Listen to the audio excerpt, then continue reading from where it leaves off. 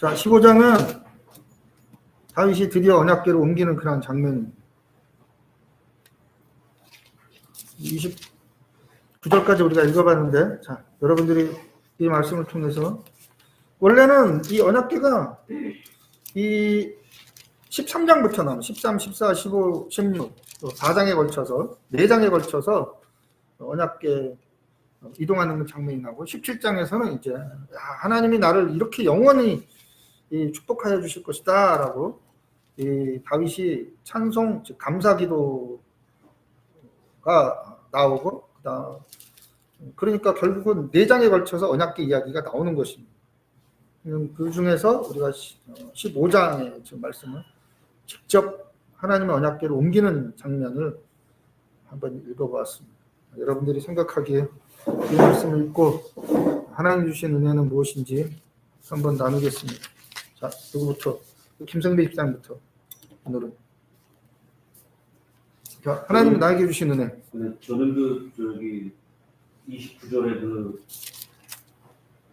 다윗이 이게 여기에는 아니지만 다른 사무엘상에서는 막 다윗이 춤을 추면서 그냥 속이 다 얼릴 정도로 기뻐서 그 여호와 궤를 옮기는 거에 기쁨을 표현을 그렇게 했던 게 여기 함축적으로 나왔는데 그 궤를 옮기는 게 정말 다윗의 그 진심에서 우러나오는 그런 감사의 표현이었다 이렇게 받아들여져서 아주 굉장히 은혜롭게 생각이 들었습니다. 기쁨의 표현. 기쁨의 표현. 그러니까 그 다음에 16장에 가서는 그냥 감사 찬양 시가 쫙 나오는 거예요. 그렇죠. 사무엘에는 없었던데 너무 기쁘니까. 찬송은 그냥 기쁨입니다. 그냥 하나님이 하신 일을 쭉 말하면서 기뻐하는 것이죠. 마찬가지 엄마 아빠가 나를 위해서 뭐 했고 뭐 해주고 뭐 해주고 그러면 우리가 무슨 생각납니까? 왜 나는 이거 더 해주지 더 안 해줬을까? 그 생각나면 그러면 안 되죠. 근데 엄마 아빠가 이런 것도 해주고 저것도 해주고 저것도 해주고 이게 감사가 기쁨이 넘치는 것 똑같습니다. 이게 찬양은 하나님이 나를 위하여 무슨 일을 하셨는가 즉 하나님은 어떤 분인가를 알리는 것이 찬양이기 때문에 찬양은 감사와 기쁨이 넘칠 수밖에 없는데 그거를 다윗은 춤까지 추면서 했다라는 것을 보면 참 저희도 그래서 춤을 추면서 찬양을 해야 되는데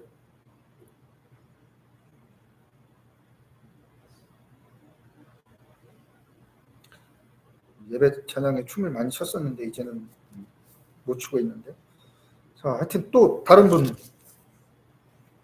저는 15절 16절이에요. 15, 16절 모세가 여호와의 말씀을 따라 명령한 대로 네. 하나님의 명령한 대로 자손에게 자손이 하나님의 죄를 깨어 얻게 됩니다. 그리고 다윗이 또 레위 사람의 어른들에게 또 명령을 했어요. 네, 그래서 그렇죠. 형제들을 노래하는 자들로 세우고 그러니까 그 하나님의 말씀에 따라 명령을 하고 그거를 또 세부적으로 이제 명령을 해서 그렇게 이렇게 수행하는 그런 것들을 볼 수 있는데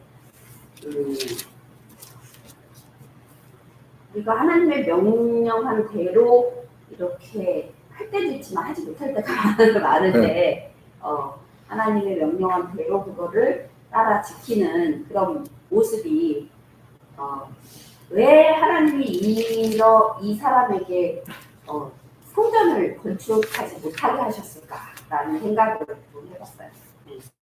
이렇게 명령을 잘 따르는 사람. 그렇죠. 네.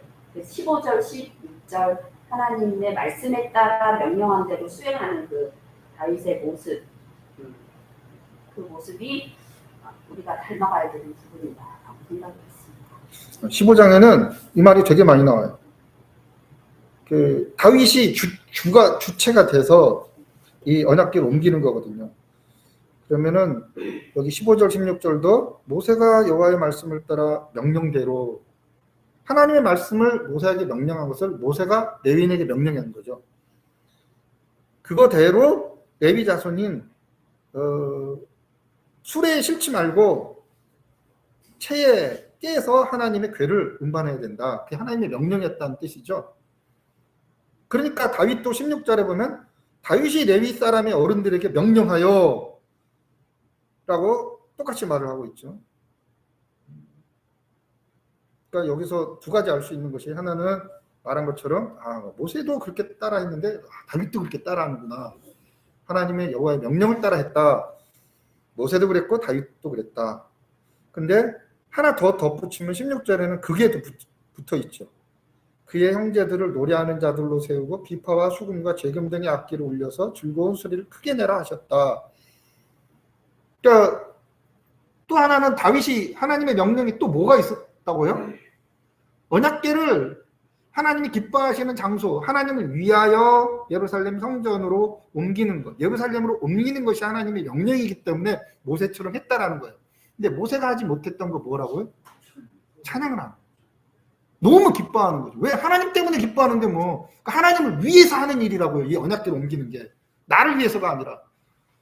그래서 섬긴다라는 이 동사가 여기 이제 나오는데, 이 15절부터 이렇게 쭉 읽어보면 하나님을 예배하는, 하나님을 찬양하는 이러한 모습들, 여기 15장 2절 하반절에 여호와의 궤를 메고 영원히 그를 섬기게 하였다라고 말이 나오거든요. 레위인들은.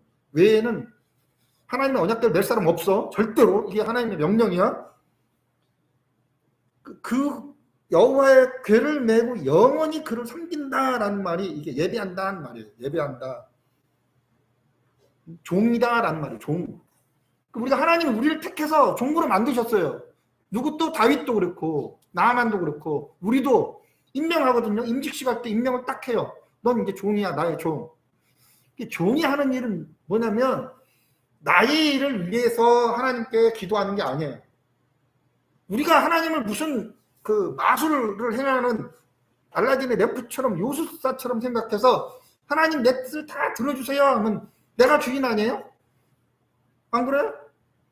우리는 하나님을 섬기는 종이에요. 종은 나의 이익이 아니라 나의 시간과 나의 노력과 나의 모든 것을 다 바쳐서 주인의 이익을 위하여, 주인을 위하여 사는 사람이 종이에요. 그러니까 우리가 기도도 그래서 나를 위해서 하는 것이 아니라 결국은 하나님을 위해서 하는 거예요. 하나님의 뜻을 이루기 위하여 하나님 내가 어떻게 해야 되겠습니까? 그게 종의 모습이에요. 여기 섬긴다라는 말은 종이에요. 종. 예배한다라는 거예요. 그러니까 우리의 예배는 다 하나님을 위한 거죠. 그러니까 하나님 기쁘시게 해드리는 찬양이 넘쳐나야 돼요. 넘쳐나야 돼요. 그래서 다윗은 모세가 하지 못했던 비파와 수금과 재금과 악기와 여러 가지를 들어서 하나님을 이 언약궤로 옮길 때 찬양해야 됩니다. 해서 이름까지도 계속 나오죠. 레위 사람이 요엘의 아들 헤만과 아삽과 에단과 하면서 찬양대원들을 쭉 거르는. 이게 나중에 25장에 가면, 역대상 25장에 가면 찬양대원이 나와요. 찬양대원이 몇 명이에요? 4,000명이에요. 4,000명. 문지기도 4,000명이에요. 하나님의 일을 하는 사람 중에서 찬양대원은 이 4,000명을 거론하면서 헤만과 아삽과 여두둔을 딱 대표자로 세워요. 이게 열왕기나 사무엘은 없죠. 전혀 없습니다. 역대기에만 하나님의 이 일을 하는 사람 명단이 쫙 나와요. 거기 25절 같은 경우도 레위 사람의 지도자 그나냐는 노래에 익숙함으로 뭐겠어요? 전공을 잘하는 거예요. 전공자. 익숙함으로 노래를 인도했다라고 말을. 여기서는 이제 찬양 대원이 어떻게 보면 오케스트라를 말하는 거예요. 오케스트라. 왜냐하면 찬양 대원이 다 악기도 다루거든요. 지금 보면. 그래서 다윗이 모세가 명령한 대로 다윗도 하나님의 명령을 따라서 지금 행하고 있다라는 것을 우리가 철저히 본받아야 되는데, 아까 그러면은 우리가 어떻게 여호와의 말씀을 따라서 살 것인가? 그렇죠? 어떻게 여호와의 말씀을 따라 살죠? 예를 들면 그겁니다. 우리가 하나님의 말씀 따라 살아요. 이게 오늘 제목이 여호와의 명령을 따라 살자, 말씀을 따라 살자거든요. 여호와께서 말씀하셨으니 우리는 그대로 따라 살아야 됩니다. 어떻게 살아요? 지금 언약궤가 하나님 말씀을 상징해요. 토라를 상징하는데, 모세 오경을 상징하는데, 그러니까 그렇게 중요시 여겨서 지금 옮기는 것입니다. 어디로? 예루살렘으로. 근데 뭐가 없어요? 성전이 없어요. 굉장히 중요해요. 성전이 없는데 왜 언약궤를 옮기죠? 성전을 세운 다음에 언약궤 옮겨야 하잖아요. 지금 다윗 시대에도 성전이 없었고 언약궤를 옮길 때 나중에 수르바벨 성전을 세우거든요. 근데 수르바벨 성전은 그냥 집이에요. 집. 원래 성전이라는 말이 그 원어로도 집이에요. 그냥 집, 하나님의 집. 그러니까 오늘 1절에 다윗 성에서 자기를 위하여 집들을 세우고 자기 집을 많이 세웠다는 거예요. 근데 하나님의 집이 없어서 지금 하나님을 그러면 위하여 집을 짓겠다라고 말한 것이거든요. 근데 곰곰이 생각해 보세요. 언약궤는 어디에 들어가야 된다고요? 성전에 들어가야 돼요. 장막에 들어가야 돼요. 성전에 들어가. 솔로몬 성전이 지어져야 되잖아요. 다윗은 성전 안 지었잖아. 근데 왜 저자는 13, 14, 15, 16, 17절 5절 5장에 걸쳐서 언약궤에 대해서 이렇게 자세히 설명하고 있는가라는 거예요. 이거를 누가 썼다고요? 역대상하고 역대기는 에스라가 썼다고 주로 말을 하고 있는데 에스라가 썼든 안 썼든지 간에 지금 누구를 위해서 쓴 거예요 이게? 포로 중에 있던 사람은 열왕기고 귀환해갖고 예루살렘으로 돌아온 사람들을 위해서 쓴 거라고 그랬잖아요. 우리가 어떻게 살아야 될 것인가 라고 고민하는 사람들에게 쓴 거예요. 역대기를. 그러면 성전이 중요하겠어요? 말씀이 중요하겠어요? 말씀이라고요. 그러니까 이 저자가 뭘 강조하겠냐면 지금 역대기를 거의 모든 목회자하고 신학자들이 어떻게 보냐면 하나님의 성전에서 하나님께 예배하는 모든 사람들을 위하여 쓴 책이라고 말하는데 저는 전혀 그렇게 동의하지 않아요. 왜냐하면 성전이 없었는데도 불구하고 언약궤 옮기는 것을 5장에 걸쳐서 굉장히 중요하게 다루고 있거든요.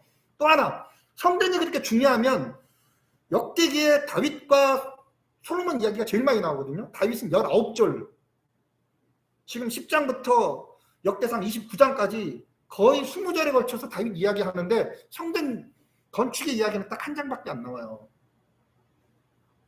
그러면은 성전이 중요하지 않다라는 게 아니라 이 역사서를 기록한 에스라는 성전의 포인트를 두고 있지 않았다는 거예요. 근데 우리는 자꾸 우리가 항상 생각하는 건 뭐예요? 성전, 예배당 엄청 중요하지, 엄청 중요하지. 그럼 내 시각으로 읽는 거죠, 성경을.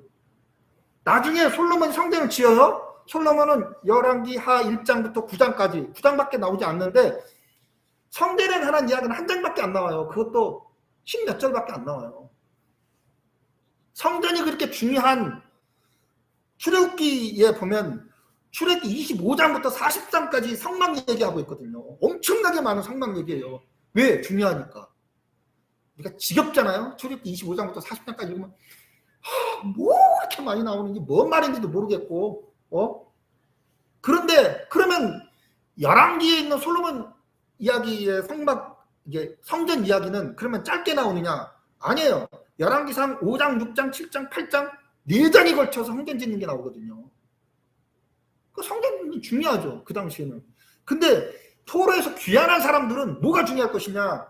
성전이 중요하지 않은 거예요. 그래서 원래 수르바벨 성전을 어떻게 지었는지를 몰라요.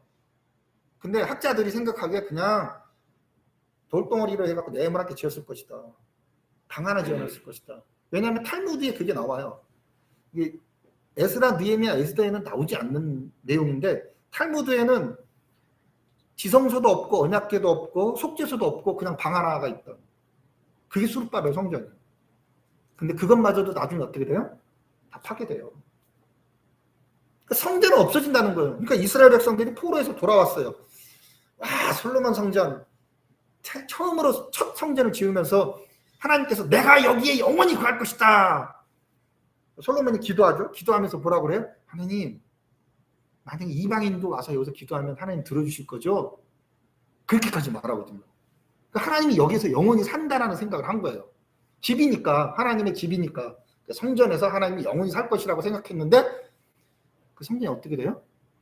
파괴되잖아요. 바벨론으로 포로로 잡혀 파괴돼요. 그러니까 이 사람들은 이스라엘 백성들은 완전히 멘붕이 온 거죠. 성전이 파괴될 수 있다라는 생각을 하면 그러면 뭐가 영원히 남을 것인가? 말씀인 거죠. 그래서 토라를 중요시해서 이 언약궤로 옮기는 겁니다. 이거를 갖다 이렇게 길게 말한 것은 다윗의 역사적인 사건을 지금 포로에서 귀환한 사람들에게 적용시키기 위해서 저자가 출애굽 사건 배제시켜버리고 다윗과 솔로몬의 나쁜 짓 다 한 것도 다 배제시켜버리고 북이스라엘 왕들 다 한 명도 기록하지 않아요. 생략해버리고 에스라의 의도는 니네가 포로에서 다시 돌아왔잖아. 미래에 대한 소망은 말씀밖에 없어. 에스라가 그렇게 강조한 거예요. 그런데도 불구하고 이스라엘 사람들은 뭐에 자꾸 신경을 써요? 성전. 그러니까 나중에 이 성전을 그걸 안 헤롯이 제가 말했죠. 헤롯이 엄청 똑똑한 사람이라고. 헤롯이 성전을 70년간 짓는다니까요. 그러니까 솔로몬의 성전은요. 지금 한 13m 되니까 높이가 13m 그리고 이 폭이 한 9m밖에 안 돼요. 높긴 높아요. 13m면 한 몇 층 되죠? 4층, 5층 되나? 5층 정도 되죠. 헤롯 성전은 몇 층인 줄 알아요? 헤롯 성전이요. 아무리 좁게 잡아도 15층이에요. 높이가. 그러니까 그러면 솔로몬의 성전에 한 4배, 5배 크기를 지은 거예요. 근데 성전을 짓는데 한 몇 년 걸릴 것 같아요. 그 당시에 아무리 우리가 피라미드를 지었기 때문에 엄청난 건축 기술이 있을 거라고요. 그러니까 성전 짓는데 오래 걸리지 않아요. 기껏해야 한 4, 5년밖에 안 걸려요. 근데 헤롯 성전은 제가 말했죠. 70년이 넘게 걸렸다고요. 그러면서 이스라엘 백성들이 예수님하고 이렇게 지나가면서 저 성전 보라고 엄청 자랑하잖아요. 하나님은 그 성전에 계시지 않아요. 하나님은 그 성전에 계시지 않아요. 왜 말라기 때에도 말하잖아요. 하나님께서 니네가 여기서 제사 백날 드려봐라. 나 안 받는다니까? 하나님 그러시잖아요. 그러니까 13, 14, 15, 16장에서는 뭐가 제일 중요하냐면 언약궤로 옮기는 것이 중요할 수밖에 없어요. 왜? 우리의 소망, 우리의 희망은 하나님의 말씀밖에 없다라는 것이죠. 근데 이제 문제는 하나 더 들어가면 종언 24이 말하는데 모세가 여호와의 명령대로 다윗도 여호와의 명령대로 명령대로 했구나. 언약궤도 레위 자손이 옮겨야 되는 거구나. 그리고 옮길 때 우리가 찬양대원이 있다라는 것도 사람 1, 2 이름까지 결혼한 것을 보니까 와 정말 대단한 거구나. 근데 성전이 없어. 우리가 알 수 있는 것이 성전이 없는 상태에서 언약궤를 옮기면서 찬양을 했다. 예배를 드렸다. 하나님 섬겼다라는 것은 뭐 중심이에요? 이게 성전 중심이 아니라 니네가 어디를 가든지 하나님 말씀을 가지고 어디를 가든지 하나님을 찬양하는 삶을 살아라. 예배당에서만이 아니라. 그러면은 자 토라의 말씀 모세오경이 있는 이 토라의 말씀을 어떻게 우리가 지키며 살 것인가. 여호와의 명령을 따라 살자고 그랬잖아요. 어떻게 살아요? 이걸 지키면서. 예를 들면 보세요. 자 성경에 마약이 있어요? 없어요? 마약이 없거든요. 마약 먹는 사람 어떻게 해야 되지? 우리 직장에서도 마찬가지죠. 직장에서 너무 어려운 일이 있어. 근데 그 어려운 문제가 성경에는 없어. 야, 이거 어떻게 해? 자문을 아무리 읽어도 모르겠어. 자만 그냥 지혜로운 자는 맨날 여호와의 말씀을 묵상하고 그 얘기밖에 안 나오는데 이거 어떻게 하라는 거야? 그러니까 실질적으로 하나님의 말씀이 내 삶에 있는 모든 문제를 해결하지 못한다는 거예요. 그렇죠? 그런데 어떻게 여호와의 말씀을 따라 살 것인가라는 문제가 남는다고요. 하나님의 말씀이 우리 인생의 빛이 되고 하나님 말씀이 나의 모든 문제를 해결한다며요. 신앙으로 가서 성령의 도우심을 받아요. 그건 이제 원론적인 얘기. 그게 맞아요. 성령의 도우심을 받아야 돼요. 그거를 이 13 제가 계속 말하죠. 이게 구조가 13, 14, 15, 16, 17장까지 언약 이야기가 계속 나오잖아요. 그럼 그 안에 답이 있는 거예요. 성경 안에. 자, 15장에 가면, 14장에 가면, 원래 13장부터 계속 언약궤 이야기 나온다고 그랬죠. 언약궤 옮기다가 실패하죠. 왜요? 모세 율법대로 하지 않았어요. 매지 않았다는 거예요. 그렇죠. 그래서 실패해서 죽죠. 그런데 14장에 가서 무슨 얘기가 나오면 싸움 얘기가 나온다. 아니, 언약궤 얘기를 하다가 갑자기 14장 한 장이 싸움 얘기예요, 다. 그리고 오늘 또 15장에 또 언약궤 얘기가 또 나와요. 언약궤 옮긴다고 그랬는데 못 옮겨서 죽어요. 그러니까 14장에 다시 싸움 얘기가 나오거든요. 그리고 15장에 언약궤 옮기는 장면이 나와요. 그러면 에스라가 아무 쓸데없는 얘기를 언약궤 얘기하다가 갑자기 싸움 얘기를 왜 넣느냐 이거죠. 15장에 낸 이유가 있습니다. 보세요. 15장의 10절 보세요. 전쟁에 나갔어요. 다윗이 뭐라고 그래요? 하나님께 물어 이르되 내가 블레셋 사람을 치러 올라가리까 주께서 그들을 내 손에 넘기시리까? 하나님께 물어보잖아요. 그렇죠. 우리 인생의 문제 하나님 말씀에 이게 블레셋 사람들이 쳐들어왔어. 다윗이 하나님 말씀 죽으라고 읽어도 야 블레셋 사람 어떻게 네가 전쟁에서 어떻게 하라고 나와요? 하나님 말씀에? 안 나오잖아요. 그러니까 말씀을 따라 산다는 것은 하나님을 의지하고 하나님께 물어보는 삶을 사는 거예요. 그 다음에 또 두 번째 올라와요. 14절에 다윗이 또 하나님께 묻자와 이르되 우리 인생의 문제를 다 어떻게 해요? 말씀대로 풀어서 해결해야 된다라는 것은 맞아요. 근데 말씀에서 해결할 수 없는 문제, 성경이 없는 문제, 우리 인생의 문제가 너무 많거든요. 그때 어떻게 해야 되느냐? 다윗은 계속 하나님께 물어봐요. 16절에 또 나와요. 이에 다윗이 하나님의 명령대로 행하여 라고 말해요. 하나님 말씀대로 했다는 거예요. 왜? 하나님께 물어봤더니 하나님께 가르쳐 주셨기 때문에. 그래서 성령의 인도하심을 받아야 돼요. 하나님께 물어봤어. 뭘 모르겠어. 항상 말씀을 따라 읽고 말씀을 따라 살려고 하는 사람은 기도하게 되면 하나님의 뜻을 하나님께서 성령의 인도하심으로 우리에게 알려주거든요. 하라 말아라. 그러니까 15장에 보면 다윗이 언약궤를 옮길 때 하나님께 물어봤겠어요? 안 물어봤겠어요? 물어봤죠. 모세가 여호와의 명령에 따라 한 것처럼 다윗도 여호와의 명령에 따라 계속 행하거든요. 그러니까 우리가 여호와 말씀대로 어떻게 살 것인가는 항상 하나님께 물어봐야 돼요. 하나님 이거 어떻게 해야 됩니까? 어떻게 해야 됩니까? 모르면 제가 그랬잖아요. 제가 1년이 넘도록 우리 직분을 지어야 되는데 어떻게 할까? 언제 줄까? 어떻게 할까 하는데 열심히 기도하고 있는데 어느 날 갑자기 사모가 그러는 거예요. 아니 뭐 개척교회에서 10년이 넘도록 했는데도 왜 직분 안 주냐고 막 뭐라 그러는 거예요. 그걸 누구의 소리로 들어요? 성령의 소리로 들어야죠. 아 맞아. 빨리 줘야 되겠다. 해가지고 명확하게 기도하는 중에 하나님이 뭐 신령한 계시를 보여준 것이 아니라 옆에 있는 사람을 통해서도 알려줄 수 있다라는 것을 깨달았습니다. 자, 또 다른 분 학생들이 한번 해봐요. 이 말씀을 통해서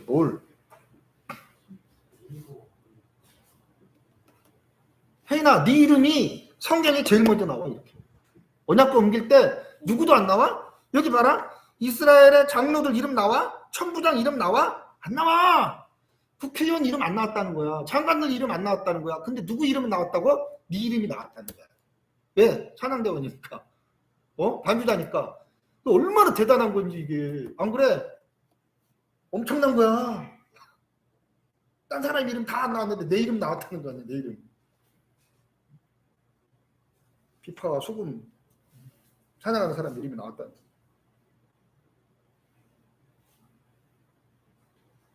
저는 이거 다윗이 아마도 본인이 다윗 임기에 저는 이게 가장 중요한 게 아닐까 괴로움이에요. 그렇죠. 가장 중요한 일. 그러니까 그냥 보통 대통령이나 지도자들이 봤을 때 내가 앞으로 평생의 업적 중에 하나 이제 이런 걸 보통 하잖아요. 근데 다윗은 아마 그런 것 중에 하나일 것 같고 그러니까 굉장히 중요한 그 이스라엘 레위니까 레위는 또 제사나 이런 쪽 그러니까 굉장히 중요한 그런 사람들. 그리고 여기 보면 제사장, 뭐 지도자 해가지고 엄청나게 중요한 일에 굉장히 중요한 사람이 딱 나오는데 거기서 이제 딱 그 낯선 이름이 문지기가 나와가지고 이 문지기라는 이 단어가 이렇게 저는 눈에 되게 확 들어왔거든요. 찬양대 뭐 이런 직원에 이렇게 딱 나왔는데 저는 그거 말씀하셨잖아요. 문지기, 그 오베데돔 뭐 거기 여기 나오는 거니까. 예, 만약에 이 문지기가 없었다면 그냥 제가 이제 백성이에요. 제가 백성이고 이걸 딱 읽을 때 아 저렇게 그 뭐야 이 예배와 찬양 이런 거는 아무나 하는 게 아니구나라는 생각이 들지 않을까. 그냥 제가 그냥 읽었을 때는. 근데 혹시 문지기라는 이 단어가 혹시 다른 그런 뭔가를 좀 포용하지 않을까라는 생각을 조금 해봤어요. 24절에 나오죠. 문을 지키는 자. 그죠? 오베데돔과 여이야. 또 나와요, 이게. 오베데돔이 21절에도 나오고 오베데돔 나오죠. 24절에도 나와요. 오베데돔이 나와요. 오베데돔이라는 사람이 찬양도 하지만 문을 지키는 사람으로 나오고 있는 것을 볼 수가 있죠. 이게 나중에 뭐 기회가 있을지 없을지는 모르겠지만 문지기는 그 성전을 그냥 지키는 사람뿐만이 아니에요. 성전에서 언제 예배드리고 언제 제사를 드리고 이런 것까지 전부 다 총괄하는 사람이에요. 그러니까 어떻게 보면 뭐 그 호텔의 총지배인이라고 그럴까? 그러니까 문만 지키는 수준이 아니라고요. 문지기는 전부 관리를 다 하고 행정까지 다 맞는 업무를 다 하는 사람이고 그 다음에 정말 지키는 것도 하는 그러한 사람인 거죠. 그러니까 굉장히 중요한 업무를 맡고 있는 사람이 이 성전의 문지기, 지배인, 총지배인, 그리고 성전에서 가장 중요한 사람들이 이러한 지배인과 그 다음에 찬송하는 사람. 근데 여기서 한 가지 더. 오베데돔은 유대인이 아닙니다. 비유대인이에요.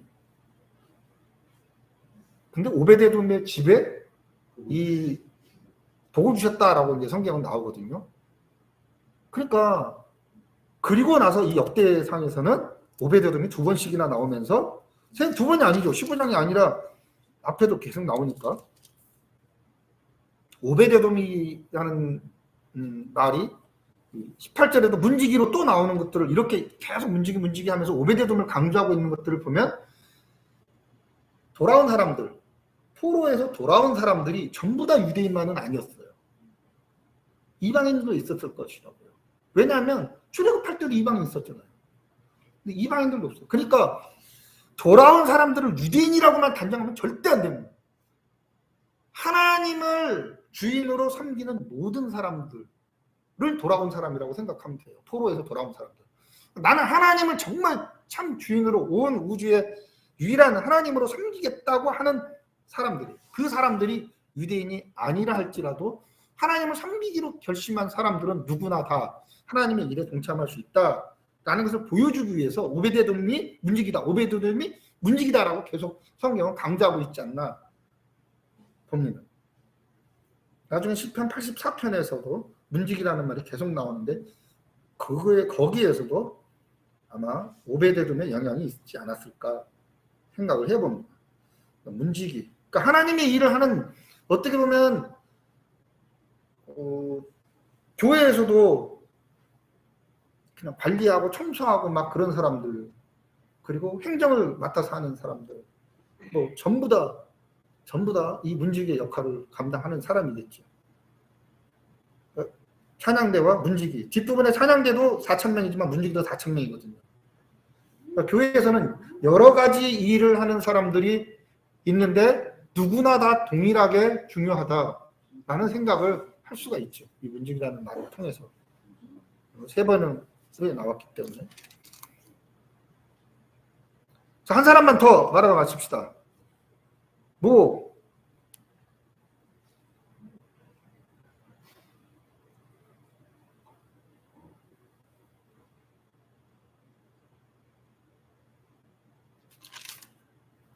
하나님을 섬기기로 작정한 사람은 누구나 다 교회에서뿐만 아니라 어디에서나 하나님의 사명을 감당해야 됩니다. 찬양대원으로나 아니면은 문지기로나. 찬양대원으로 하겠다고 하는 사람들은 나중에 뒷부분에 나오면 얼마나 이게 무서운 하나님의 일인지 아세요? 날마다 방에 가둬놔서 연습했어요. 찬양. 나 한국교회에서 가장 문제가 나는 이거라고요. 주일날 오전에 잠깐 나와서 찬양대 연습해. 아니면 교회 나오기 좀 몇 달 지나면 찬양대 하실래요? 아무나. 그건 좀 아니라고. 누구나 다 우리 성도들은 익숙한 하나님의 찬양대원이 돼야 된다. 교회에서뿐만 아니라 집에 있을 때나 여러분들 일을 할 때나 다 이 하나님의 찬양하는 그런 삶의 모습을 보여주시길 바라고, 다음 주가 열왕기 상은 역대 상은 내가 마칠 겁니다. 그리고 역대 하로 넘어가는데, 역대기를 읽으면서 여러분들이 제일 많이 나오는, 전혀 사무엘하고 열왕기에도 나오지 않는 단어, 많이 나오지 않는 단어가 온 이스라엘, 온 이스라엘, 온 무리라는 뜻이에요. 모든 백성들, 모든 이스라엘 사람들, 돌아온 사람, 돌아온 모든 이스라엘 백성들, 돌아온 자들, 그리고 모든 이스라엘 백성들은 똑같은 말이에요. 하나님을 주인으로 섬기는 자들이라는 뜻이거든요. 돌아왔기 때문에 유대인들이 아니에요. 돌아와서 하나님을 참 주인으로 섬기는 자들, 이게 온 이스라엘이에요. 이걸 왜 강조하겠어요? 뿔뿔이 흩어질까봐. 또 몇 명 들어오지도 않았는데 또 흩어지면 어떻게 되겠어요? 12지파를 하나로 묶는 역할을 역대기가 굉장히 많이 합니다.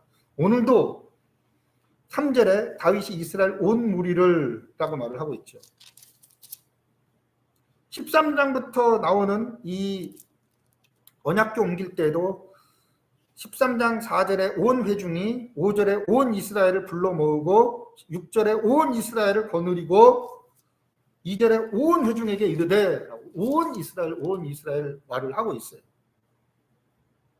그래서 흩어진 하나님 나라의 백성들을 하나로 묶어서 하나님을 찬양하는 데 하나가 돼야 된다. 그래서 오늘 다윗이 보세요. 13절 우리가 다 같이 한번 읽어보겠습니다. 13절 시작. 전에는 너희가 매지 아니하였으므로 우리 하나님 여호와께서 우리를 찢으셨으니 이는 우리가 규례대로 그에게 구하지 아니하였음이라 하니, 처음에는 어떻게 했다고요? 매지 않고 수레에 끌었어요. 그렇죠? 그래서 우사가 손을 펴서 파장마당에서 소가 뛰니까 그걸 잡고 죽어버렸어요. 그러니까 전에는 그랬다는 거죠. 하나님이 우리를 쳐서 우리가 죽었다. 근데 하나님의 말씀대로 살지 않았다라는 것이. 근데 한 가지, 여기 보면 제가 온 이스라엘이 하나가 돼야 된다고 그랬잖아요. 다윗은 범죄할 때도 이 말을 쓰는 거예요. 원래 이렇게 쓰면 안 되죠. 여호와께서 우리를 찢으셨으니 이는 우리가 규례대로 그에게 구하지 아니하였다. 우리 하나님 여호와께서 우리를 찢으셨다. 우리가 규례대로. 그러니까 범죄는 누가 했는데요? 우사가 있잖아요. 우사를 하나님 찢으셨으니 라고 말을 해야죠. 근데 우리 모든 백성들이 다 그 범죄에 동참한 사람과 같다. 하나님 말씀대로 안 했다라는 거죠. 굉장히 중요한 말이죠. 또 하나 25절에 보세요. 이에 다윗과 이스라엘 장로들과 천부장들이 가서 여호와의 언약궤를 즐거이 메고 에베드돔의 집에서 올라왔는데, 뭐가 잘못됐죠? 방금 말했잖아요. 규례대로 우리가 뭘 해야 된다고요? 언약궤를 메기 위해서 누구를, 레위 자손이 최애 하나님의 궤를 메어 어깨에 매니라, 15절 말씀처럼. 근데 25절에는 뭐라고 말해요? 누가 맸다고 그러는 거예요? 다윗과 이스라엘 장로들과 천부장들이 가서 여호와의 언약궤를 즐거이 메고 라고 말하는 것을 보면, 이제는 우리는 뭐라고요? 운명 공동체라고. 제가 그랬잖아요. 교회는요, 어떤 성도가 집이 없어갖고 고통스럽게 힘들게 그렇게 하거나, 어떤 성도가 아파갖고 병원에서 맨날 왔다 갔다 하거나 어떤 성도가 사기를 당해가지고 너무 어려워하거나 그러면 그게 다 누구의 문제가 돼야 된다고요? 우리의 문제가 돼야 돼요. 우리의 문제.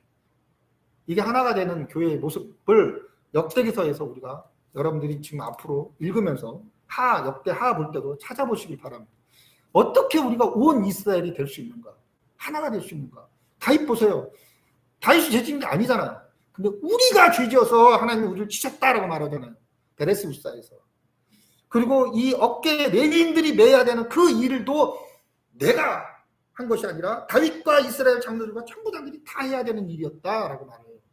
그러니 우리가 청소할 때 신문사님도 아시겠지만 큰 교회들이 청소는 능력 없고 돈 없고 빼없는 사람이 교회에서 하는 거고, 그렇죠? 뭐 찬양대원이나 뭐 교사나 이런 것들은 좀 뭐 배우고 뭐 한 사람만 하는 것이고, 그 다음에 죽으라고 그 설거지하고 그거 하는 거는 또 나이 드신 분 뭐 하는 사람만 하는 것이고 전혀 그렇지 않아요. 레위인들이 그 무거운 궤를 맬 때는 다윗은 우리가 했습니다. 이스라엘 장로들 천부장들 우리가 해야 될 일입니다. 내가 해야 될 일이라고. 이스라엘을 하나로 묶는 그러한 모습들을 역대기에서 여러분들이 보시면서 그러면 우리 양주 사랑의 교회는 어떻게 하나가 돼야 될 것인가도 본문을 통해서 한번 찾아보시기를 바랍니다. 기도하겠습니다.